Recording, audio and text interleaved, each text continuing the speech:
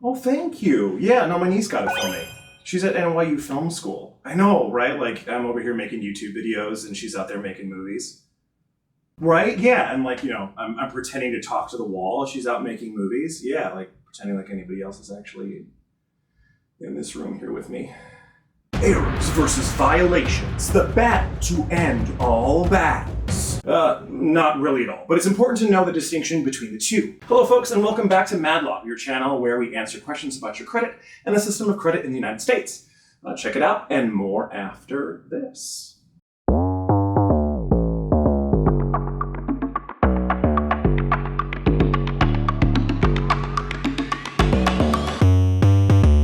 The difference is that errors can likely be fixed with a dispute letter, and violations are the ones you will likely need an attorney for. Errors are simple things like wrong first, middle, or last name, wrong or incomplete address, or wrong phone number on your credit report. They typically don't amount to much and can be removed with a boilerplate dispute letter, which we have a link for in our description, so check it out. Violations are a whole different monster. They are the kind listed within the FCRA, and if you're not familiar with the FCRA, do not worry, we got a video for it right here. Violations fall into 5 categories: mixed credit file, ID theft, client statement, intra-bureau, and inter-bureau. All right, I know your eyes have begun to gloss over, but just bear with me for a moment. I'll explain them super clearly and with fun pictures.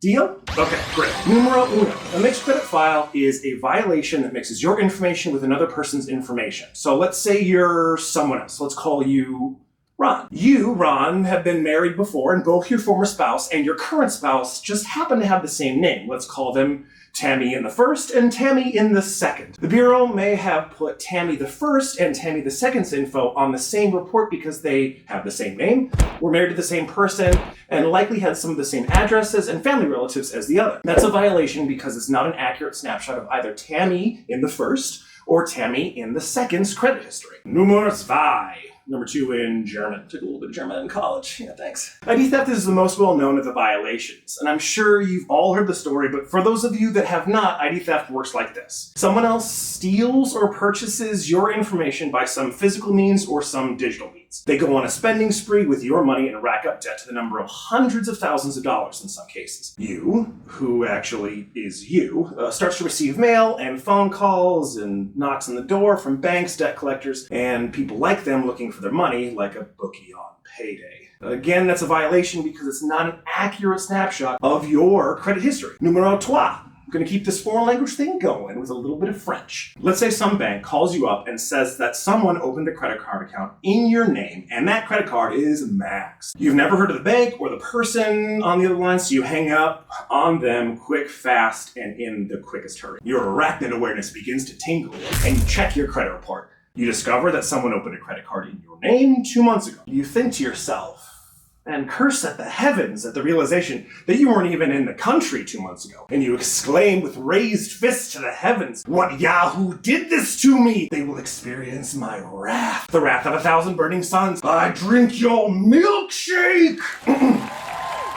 So, I know that sounds like ID theft, and it could be. Just remember what sets it apart is that you're tying the violation to a particular event to your knowledge and what was happening around the time of the event of the violation. Nomba ano. That terrible translation was Igbo, which is an ethnic group and language in Nigeria. I'm either Yoruba or Igbo, and I honestly can't remember. My father's people hail from Nigeria like 300 years ago.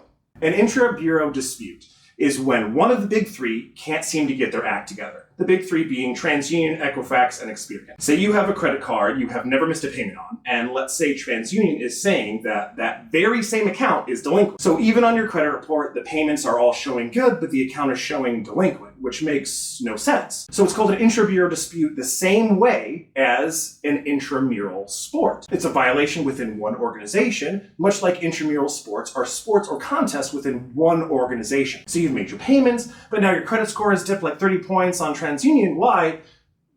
Because they're bad at their jobs. Yeah, they're bad at their jobs. Dasayos bonjai. I apologize to my Korean viewers for my pronunciation. I lived in Korea, or rather I was stationed in Korea for a year, and all I picked up was annyeonghaseyo and 감사합니다. We had a commander. Weirdly, they put him on television. He sounded like John Wayne. He was like 감사합니다 on the Armed Forces Network.